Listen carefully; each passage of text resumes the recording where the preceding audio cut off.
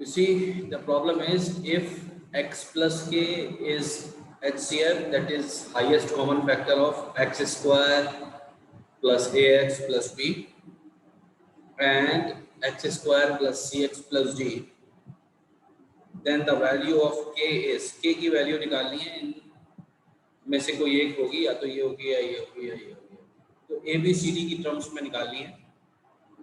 It should be noted that ये जो polynomials दे रखे हैं एक्स स्क्वायर प्लस ए एक्स प्लस बी, ये स्टैंडर्ड फॉर्म में नहीं है. स्टैंडर्ड फॉर्म में नहीं है मैं इसलिए कह रहा हूँ कि जनरली यहाँ पर हम ए लगाते हैं, एक्स स्क्वायर के साथ हम ए लगाते हैं, तो ये केयर करनी है इस चीज़ की. ठीक है, जैसे हम प्रोडक्ट ऑफ फ्रूट या निकालने लगे या सम ऑफ फ्रूट निकालने लगे या कोई और बात करें, तो ए अपॉन बी वो माइनस बी अपॉन ए और सी अपॉन ए लिखते हैं, तो उसमें केयर करनी पड़ेगी. हालांकि उसकी जरूरत नहीं पड़ेगी यहाँ पर. नाउ इसमें आपको HCF को रिकॉल करना पड़ेगा कि HCF क्या होता है. जैसे मैं लिखूँ 20 और लिखूँ 30, तो ये दो नंबर है, तो इनका हाईएस्ट कॉमन मल्टीपल क्या है, सॉरी हाईएस्ट कॉमन फैक्टर. याद रखिए हाईएस्ट कॉमन फैक्टर इन दोनों नंबरों से छोटा होगा हमेशा. अगर यहाँ हाईएस्ट लगा हुआ है तो या तो छोटा होगा या सबसे छोटे के बराबर होगा. कभी भी हाईएस्ट कॉमन फैक्टर सबसे छोटे से ज्यादा नहीं होगा. फैक्टर है ना, तो इनका दोनों का फैक्टर होना है, इसका 20 का भी 30 का भी, और वो फैक्टर जो कि सबसे हाईएस्ट हो. तो देखिए 1 भी फैक्टर है इसका भी 1 फैक्टर है, इसका भी 2 फैक्टर है, इसका भी 2 फैक्टर है. 3 इसका नहीं है, हालांकि 3 इसका है. इसका 4 है, इसका 4 नहीं है. 5 इसका भी है, 5 इसका भी है. इसका 6 नहीं है, इसका 6 है. 7 किसी का भी नहीं है. ये नीचे क्या गया, ये क्या आ गया नीचे,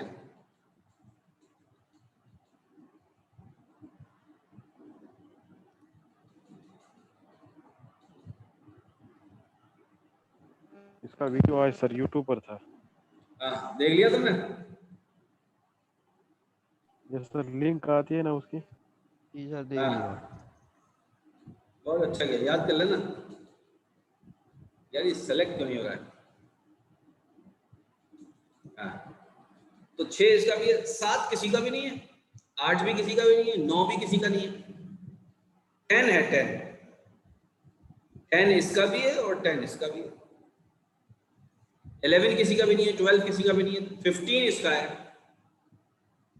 16, 17, 18, फिर इसका 20 आ जाएगा, फिर इसका 30 आएगा. ये सारे फैक्टर्स हैं 30 के और ये सारे फैक्टर्स हैं 20 के. तो इनमें हाईएस्ट कॉमन कौन सा है, इनमें कॉमन और हाईएस्ट कौन सा है, ये है मेन बात. ठीक है, तो इसमें आप ये देखिए कि ये 10 जो है ये कॉमन भी है और हाईएस्ट भी है. ऐसे देखिए कॉमन तो 2 भी है, कॉमन 5 भी है, तो 10. तो ये सब बात आप पहले से जानते होंगे, लेकिन मैंने थोड़ा सा रिवाइज कराने की कोशिश करी. खास बात क्या है कि जो आपका HCF होता है 10 है बेसिकली, तो 20 भी 10 से डिवाइड होगा और 30 भी 10 से डिवाइड होगा, और ये पूरा डिवाइड कर देगा, रिमाइंडर नहीं बचेगा कोई. यहाँ पर 2 आ जाएगा, यहाँ पर 3 आ जाएगा, रिमाइंडर नहीं बचेगा. तो हम इसको ऐसे लिख देंगे 10 × 2 = 20. इसको लिख देंगे हम 10 × 3 = 30. बात समझ में आ रही है? बहुत सिंपल सी बात है. अब यहां पे कैसे लॉजिक लगेगा इसके अंदर? अब क्योंकि ये x + k इसका फैक्टर है, तो इसका मतलब ये है कि ये इसको कंप्लीटली डिवाइड कर देगा, कोई रिमाइंडर नहीं बचेगा. जो भी जवाब आएगा वो दूसरा फैक्टर होगा, क्योंकि बेसिकली 2 ही फैक्टर होने वाले हैं इसके. स्क्वायर है ना, तो 2 ही फैक्टर होने वाले हैं.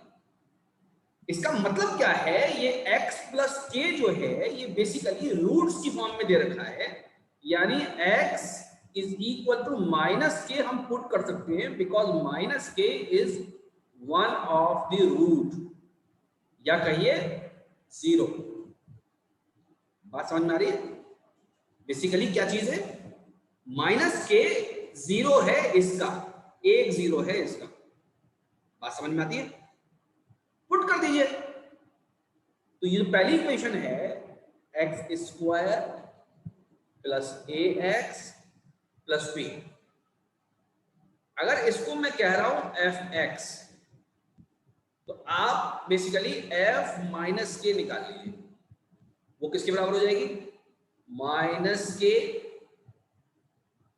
स्क्वायर प्लस ए इंटू माइनस के प्लस बी।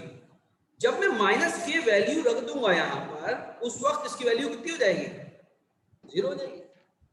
तो बात समझ में आ रही है कि नहीं आ रही?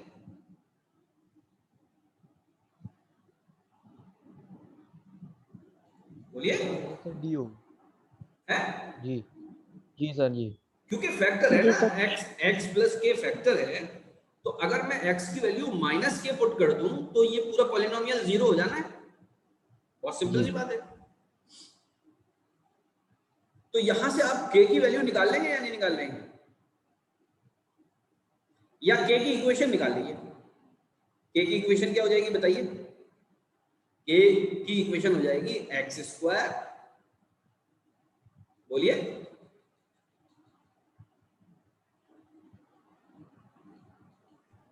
माइनस ए के है प्लस बी, माइनस ए के प्लस बी, माइनस ए के प्लस प्लस बी। बी। ये माइनस भी तो आ रहा था यहाँ पर, इसको प्लस कर दे रहे हैं, इसको माइनस कर दे रहे हैं, इज इक्वल टू 0। बात समझ में आ रही है? ऐसे ही x की वैल्यू यहां पर पुट कर दी है, इसका भी तो HCF है यार, इसका भी तो फैक्टर है यार, तो यहां पर भी पुट कर दीजिए इसको। तो यहां पर भी पुट कर देते हैं हम, x की वैल्यू माइनस के, एक मिनट मैंने कुछ गलती कर दी शायद, यहां पर माइनस ही आने वाला है और यहां पर प्लस ही आने वाला है। ये माइनस के का स्क्वायर तो के का स्क्वायर ही रहेगा ना, माइनस ए के प्लस बी। ये है इक्वेशन, ये वन इक्वेशन, फर्स्ट इक्वेशन। बात समझ में आ रही है? Yes sir. Equal to 0। ठीक है, अब दूसरी इक्वेशन देखिए। दूसरी इक्वेशन में भी पुट कर दें ए के स्क्वायर माइनस सी के प्लस डी, ये भी तो 0 हो गया। समझ में बात आ रही है कि नहीं आ रही? ये भी तो Yes, ये वाली sir. इक्वेशन की बात कर रहा हूँ, ये वाली इक्वेशन की बात कर रहा हूँ, नीचे वाली की। तो दूसरी इक्वेशन को आप 2 लिख दीजिए। आप 1 माइनस 2 कर दीजिए, 1 माइनस 2 कर दीजिए, आप कर सकते हैं। तो 1 क्या है, ऊपर वाला है, के स्क्वायर में से के स्क्वायर घट जाना है। सर डी आ रहा है क्या कह रहे हैं? जी। हाँ मैं कर रहा हूँ अभी ए के, आंसर सर डी आ रहा है। हाँ ठीक है अभी पूछेंगे। ए के plus B plus c k minus d is equal to 0। ये हो जाएगा जब माइनस करेंगे हम। ठीक है, यस सर। बताइए। जी के को कॉमन निकाल लीजिए, सी माइनस ए आ जाएगा, डी माइनस बी आ जाएगा। K is equal to d minus b upon c minus k. है कोई आंसर इसका?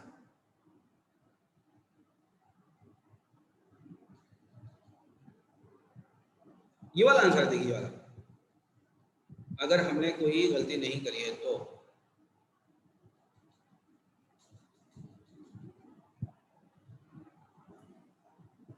के को जब हमने कॉमन निकाला तो ये आ गया सी माइनस ए, टी इधर जाके पॉजिटिव हो गया, ये इधर जाके नेगेटिव हो गया, D minus b upon c minus ए। देखिए भाई हमने कोई गलती तो नहीं करी है? नहीं सर ठीक है ये। आप इसको -1 से ऊपर भी मल्टीप्लाई कर दीजिए और -1 से नीचे ही मल्टीप्लाई कर दीजिए। ऐसा हम कर सकते हैं, अगर हमें आंसर नहीं मिल रहा तो हम ऐसा कर सकते हैं। तो ये हो जाएगा b minus d upon a minus c. अब देखिए इस फॉर्मेट का आंसर मौजूद है यहाँ पर,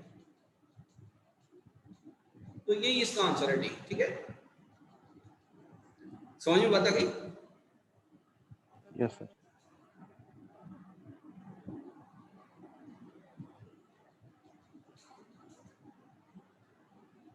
एक ये क्वेश्चन है, ये भी 2007 का ही है, एक साथ कई क्वेश्चन है। कह रहे इसकी वैल्यू निकालनी है। ये पुराने वो क्वेश्चन है जो आ चुके हैं एएमयू में।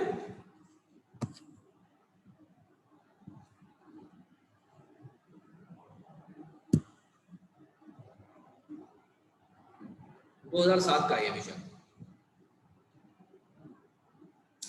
तो ये लिखा हुआ है, देखिए ऊपर ध्यान से सुनिए, x प्लस 3 ऊपर है, 2x प्लस 1, 2x प्लस 5 ये दिया हुआ है। नीचे क्या लिखा हुआ है, x square minus x minus 3। ऐसे यहां पे भी कुछ लिखा हुआ है, यहां पे भी कुछ लिखा हुआ है। इनकी वैल्यू पता करनी है, इनकी वैल्यू पता करनी है। ध्यान से देखिए, x minus 3 upon x square minus 3x plus 2x minus 6, ऐसे लिख सकता हूं। 2x minus 1 upon 2x square plus 6x minus x minus 3, ऐसे भी लिख सकता हूं उसको। Minus 2x plus 5 divided by x square plus 3x plus 2x plus 6। मैंने एक स्टेप बाद का लिख दिया है, ठीक है, गलत तो नहीं लिखा, समझ में आ रहा है? x माइनस 3 ऊपर है, नीचे एक्स स्क्वायर था तो मैं x कॉमन ले लेता हूं, x माइनस 3 प्लस 2 कॉमन ले लेता हूं, x minus 3, 2x minus 1, 2x पूरा कॉमन ले लेता हूं, x प्लस 3 हो जाएगा, माइनस 1 कॉमन ले लेता हूं, x प्लस 3 हो जाएगा, 2x प्लस 5 है,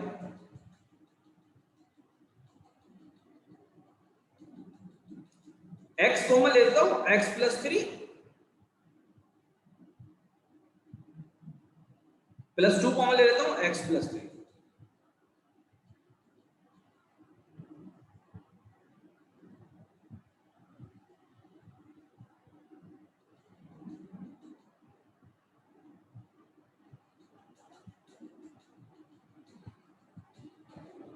ठीक है,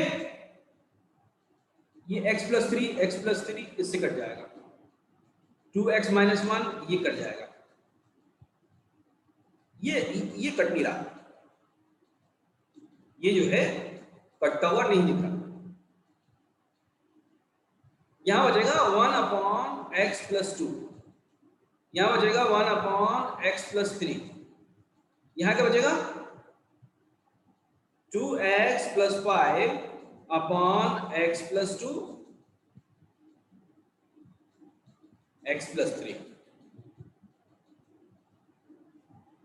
बात समझ में आ रही है? एलसीएम ले लेंगे,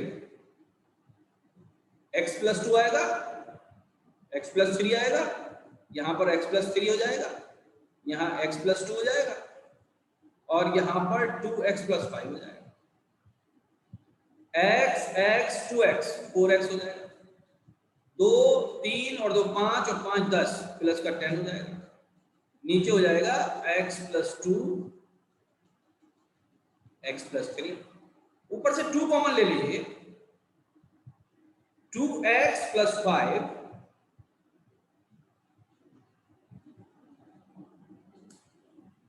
ऊपर से 2 कॉमन ले लिया तो 2x + 5 divided by x + 2 x + 3। ऐसा कोई आंसर तो दे नहीं रखा मेरे ख्याल से।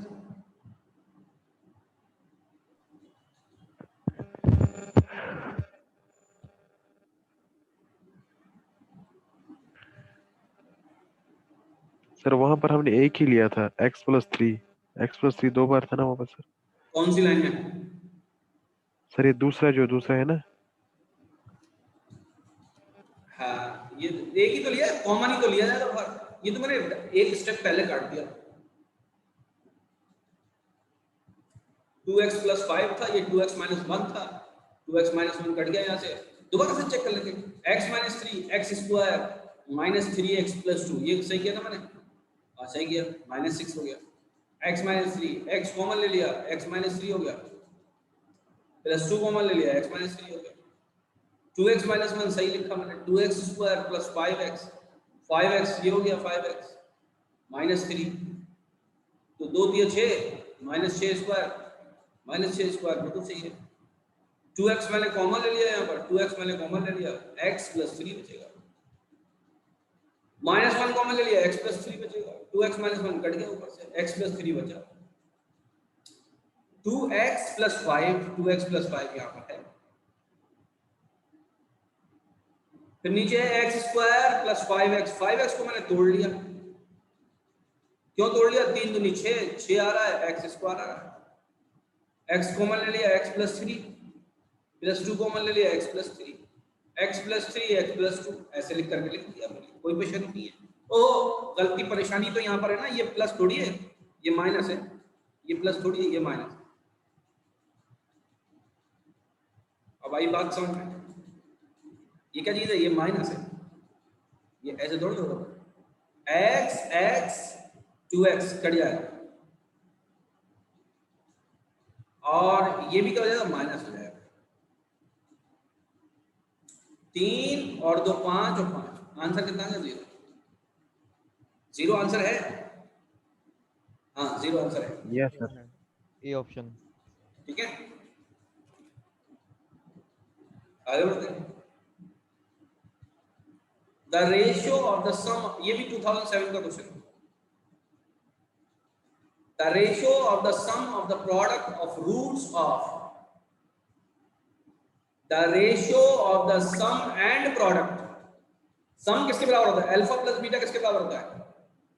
-b/a, यानी 12/7। बात समझ में आ रही है? प्रोडक्ट ऑफ रूट किसके बराबर होता है? माइनस है ना? c/a। हाँ बेटा, माइनस तो यहाँ पर भी तो माइनस है, एक बार 12 के बाद तो माइनस माइनस प्लस हो गया। जी सर। ये फॉर्मूले का हिस्सा है, माइनस अल्फा प्लस बीटा में।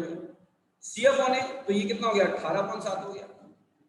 तो कह रहे हैं ratio of sum and product of root, तो हमको क्या निकालना है? 12/7 सम एंड प्रोडक्ट का रेशियो डिवाइडेड बाई 18/7। तो इसको हम ऐसे लिख सकते हैं 12/7 इंटू 7/18। बात समझ में आई? 7 7 से कट जाएगा, ये हो जाएगा 6 दूनी 12, 6 × 18, 2:3। 2:3 आ गया आंसर। ठीक है, जब आप बहुत सारे क्वेश्चन कर लेंगे तो बहुत तेज इंशाल्लाह कर पाएंगे आप, है ना। मेन चीज ये नहीं है कि आंसर निकालने वो तेज भी करना है, एक्यूरेट भी करना है, गलती भी नहीं हो। अब यहाँ पे जरा सी भी मिस्टेक हो जाती है ना, तो ये भी एक आंसर रखा हुआ है, देख रहे हो तुम लोग। और देखो एक ये भी रख रहा, एक ये 7/18 भी रख लगा है। बच्चे 7/18 भी निकाल कर आए होंगे, तुम ऐसे अंडर एस्टिमेट मत करना उन्हें। वो 7/18 भी बहुत सारे निकाल के लाएंगे, कुछ तो 7/12 भी निकालेंगे, क्योंकि देखो यहाँ पर 12/7 और 7/18 जो है सब ही आ रहा है, तो कुछ ना कुछ करके वो एक आध आंसर तो निकाल ही देंगे। और 2/3 बिल्कुल भी एक्सपेक्ट नहीं कर रहा कोई, और 3/2 भी एक्सपेक्ट नहीं कर रहा कोई। 12 खैर ये आंसर सही है हमारा। दूसरा देखो, ये थोड़ा टेढ़ा क्वेश्चन लग रहा है लेकिन बहुत आसान क्वेश्चन है। ये भी 7 का ही है या 8 का। इफ x की पावर 2/3 माइनस x की पावर x y की पावर हाफ, ये देखो सिर्फ ये जो पावर है ये सिर्फ y के ऊपर है, x के ऊपर नहीं है, ये बात याद रखना। यहाँ पर x के ऊपर है, y के ऊपर नहीं है, यहाँ पर y के ऊपर 3/2 है। तो बहुत आसान है, आपको सिर्फ इतनी बात याद रखनी चाहिए, x की power m multiplied by x की power n is equal to x की power m plus 1 m plus n। ये फॉर्मूला याद रहना चाहिए बस आपको। अगर ये फॉर्मूला याद है आपको 4 into power तो इजीली सॉल्व हो जाएगा बहुत आराम से। अब ध्यान से मेरी बात सुनो, ये जो इक्वेशन है ना, इसके अंदर से मैं x की पावर 1/2 बाहर निकाल रहा हूं, या मैं x निकाल रहा हूं खाली बात। इसके अंदर मैं क्या निकाल रहा हूं, इसके अंदर मैं x बाहर निकाल लेता हूं। अंदर क्या बचेगा, अंदर x की पावर 1/2 बचेगा या नहीं बचेगा, माइनस y की पावर 1/2। इन दोनों में से निकाला खाली मैंने, इन दोनों में से, इन दोनों में, ठीक है। प्लस अब इन दोनों में से मैं y बाहर निकाल लूं, y, यहां अंदर क्या बचेगा, x की पावर 1/2 माइनस y की पावर 1/2। अब देखो x की पावर 1/2, x की पावर 1/2 माइनस y की पावर 1/2, ये दो बार आ गया, इसको कॉमन ले लो, इधर क्या बचेगा, x प्लस y बचेगा। क्या कह रहे हैं, is divided by x plus x की पावर 1/2 y की पावर 1/2। अब इसको इसी से डिवाइड करो, इससे डिवाइड कर दो, तो आंसर यही तो बचेगा। तो आंसर क्या हो गया, a हो गया। समझ में आ गया। सर एक बार ये बता दीजिए, yes sir सर क्या एक बार चीज? ये बता दीजिए, आपने जो ये x की पावर 3/2 में से x कॉमन लिया है, तो ये मतलब किस तरीके से आपने कॉमन ये 1/2 कैसे आया फिर? देखो x की पावर 3/2, इसको मैं क्या लिख सकता हूं, इसको मैं लिख सकता हूं x मल्टीप्लाइड बाई x की पावर 1/2। और नहीं समझ में आया तो और देख लो, इसको मैं लिख सकता हूं x की पावर, देखो 3/2 को क्या लिख सकता हूं मैं, 1, ये लिख सकता हूं, इसको मैं ये भी लिख सकता हूं, जी सर। है ना। तो x की पावर 3/2 को मैं लिख सकता हूं x की पावर 1 प्लस 1/2। इसको मैं लिख सकता हूं x की पावर 1 मल्टीप्लाइड बाई x की पावर 1। ठीक है, ये 3/2 बेसिकली 1.5 ही तो है, 3/2 इज इक्वल टू 1.5, तो एक 1 कर लो, एक 0.5 कर लो। और ये ख्याल हमें कैसे आता है, ये ख्याल हमें ये देखते ही आया था, ये देखते ही जी देखो।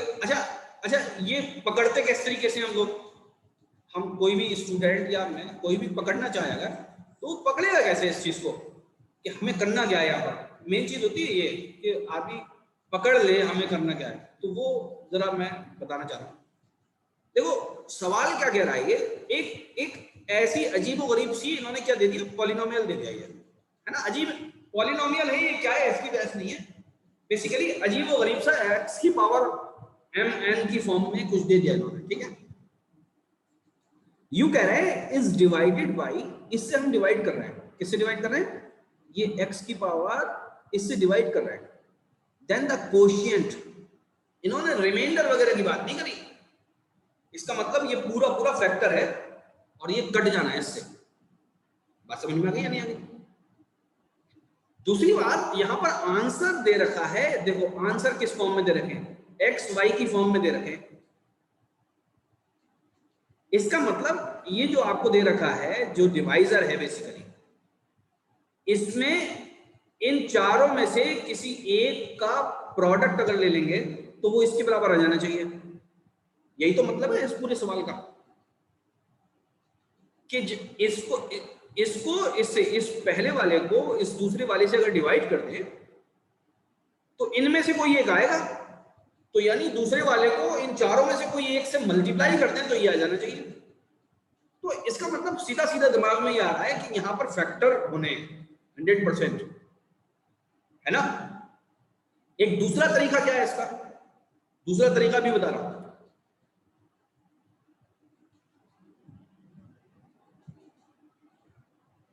दूसरा तरीका यह है कि x की पावर कितनी है 3/2 माइनस एक्स वाई की पावर कितनी है 1/2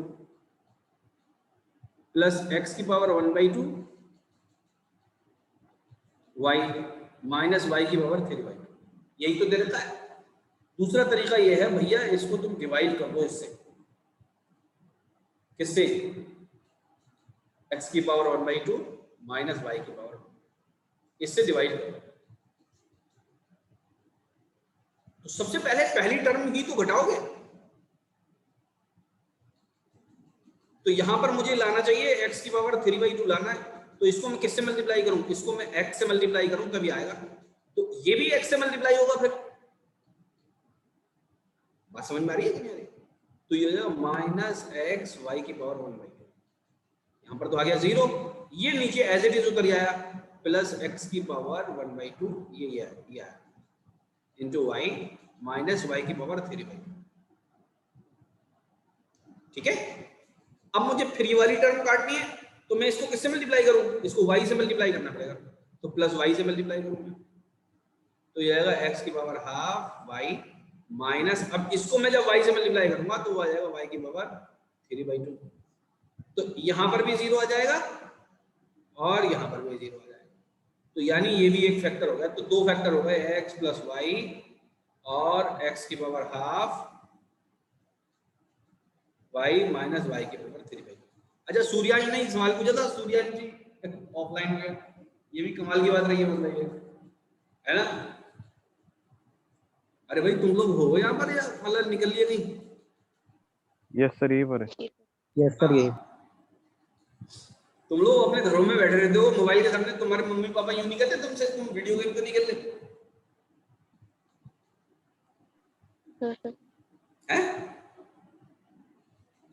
सर आपने लिंक नहीं भेजा मुझे। क्या चीज? सर आज की लिंक नहीं भेजी सर, क्लास लिंक तो भेजिए मैंने। नहीं सर, नहीं भेजी, मैं पुरानी लिंक से आया हूँ। अरे यार भूल गया हूँ, सॉरी।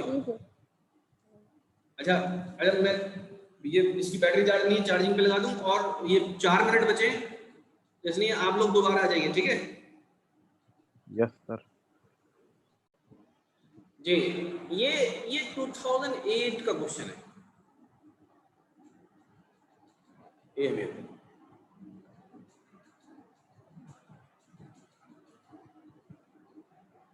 क्या क्वेश्चन है, x square minus 5x plus 6 under root x plus 3, which of the following is a polynomial, कौन सा इसमें से पॉलिनोमियल है। तो देखिए रूट के अंदर चला गया x, तो x की पावर कैसी आ गई, ऊपर फ्रैक्शन में आ गई, ठीक है।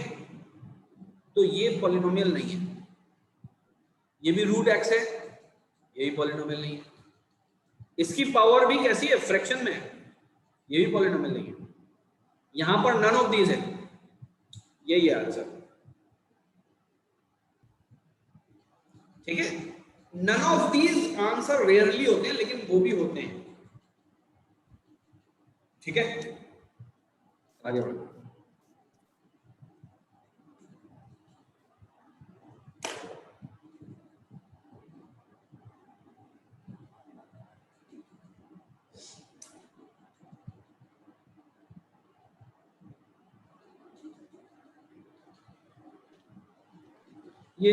ये चीज रह गई है, छूट गई है इसके अंदर। Find the value of k for which the roots of the equation k plus 4x square k plus 1x plus 1 is equal to 0 are equal, ठीक है। तो ये मिस्टेक है, मिसप्रिंट हो गया है किताब के अंदर। और रूट इक्वल हो तो ये क्वाड्रेटिक इक्वेशन का क्वेश्चन है, क्वाड्रेटिक इक्वेशन है, तो k की वो वैल्यू निकाली है जिस पर रूट्स इक्वल हो जाए। रूट्स कब इक्वल होते हैं, कौन बताएगा मुझे? आनिया, बताऊं सर? सूर्यांश तुम दूसरे नंबर पे बताना। आनिया तुम बताओ बेटा कब होते हैं? सर जब डिस्क्रिमिनेंट की वैल्यू 0 होती है। ना। सिराज कब होते हैं? क्या सर? रूट्स इक्वल कब होते हैं?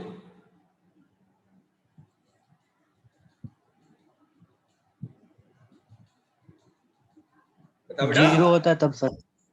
अरे क्या 0 होता है?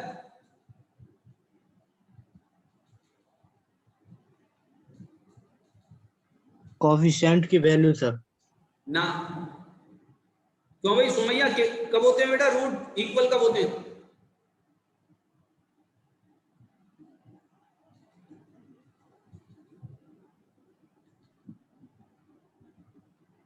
सुमैया बेटा कब होते हैं रूट इक्वल, कब होते हैं?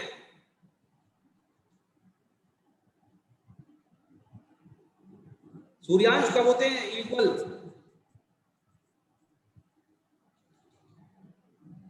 सूर्यांश सर हानिया ने सही बताया था जब डिस्क्रिमिनेंट सर हानिया ने सही बताया था जब डिस्क्रिमिनेंट की वैल्यू 0 होती है जब। अरे तुम दोनों ही गलत बता रहे हो आज।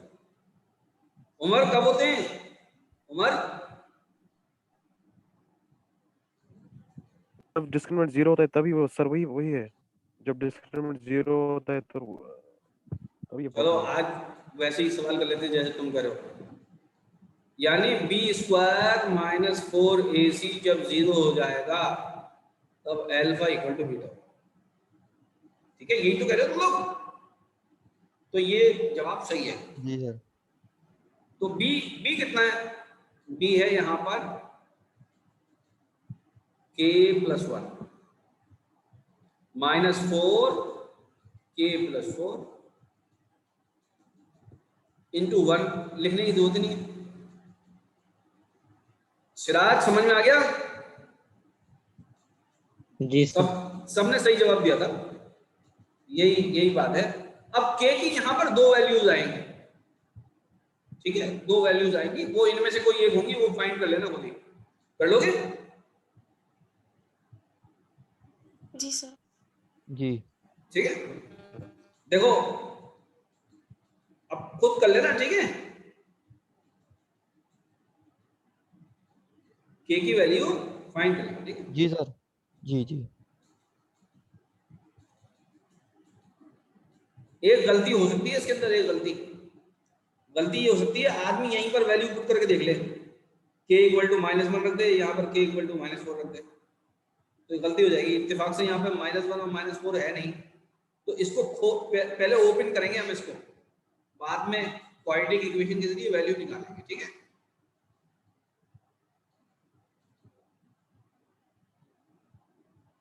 ये भी 2008 का क्वेश्चन है, मैं आज टाइप करने का मौका नहीं मिला तो मैंने फोटो खींच के लगा दिया ऐसे। ये भी 2008 का है। Find the sum of real roots of the equation x square. अब ये देखो मॉड जो लगा दिया ना, इससे परेशानी हो रही है। -6x plus 4 is equal to 0, तो इसे इग्नोर कर दो तुम, मॉड को, इसको क्या कर दो, इग्नोर। क्यों इग्नोर कर दो? क्योंकि ये u कह रहा है कि x की वैल्यू प्लस हो या माइनस हो, तुम्हें x की वैल्यू पॉजिटिव ही लेनी है, इतना कह रहा है, कहने दो। a इक्वल टू 1 है, b इक्वल टू 1 है और c इज इक्वल टू -6 है, बस इतना याद रखो। न्यू कह रहे हैं find the sum of real roots of the equation. Real root of equation किसके बराबर होते हैं? -b upon a।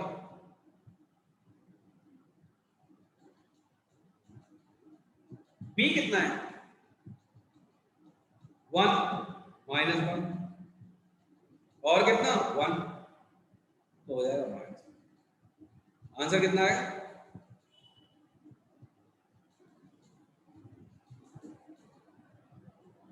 बात समझ में आ रही है? Sir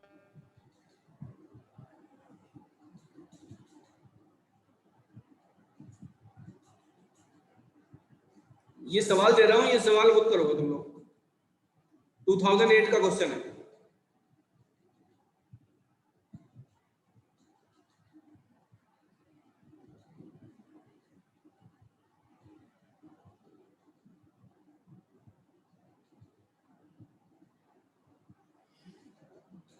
Quadratic equation x square plus bx plus c is equal to 0 has a root इतना find the value of cx, sorry find the value of c, c की वैल्यू निकालनी है, या तो ये होगी या ये होगी या ये होगी या ये होगी, c की वैल्यू निकालनी है।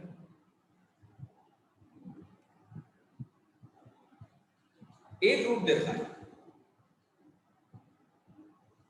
एक रूट दे रखा है, निकाल लेंगे आप लोग।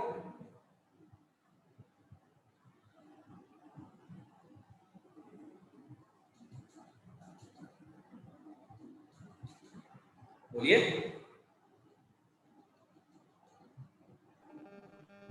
जी सर। ठीक, मैं ये निकाल के दिखाऊं, व्हाट्सएप पे भेज दो मुझे।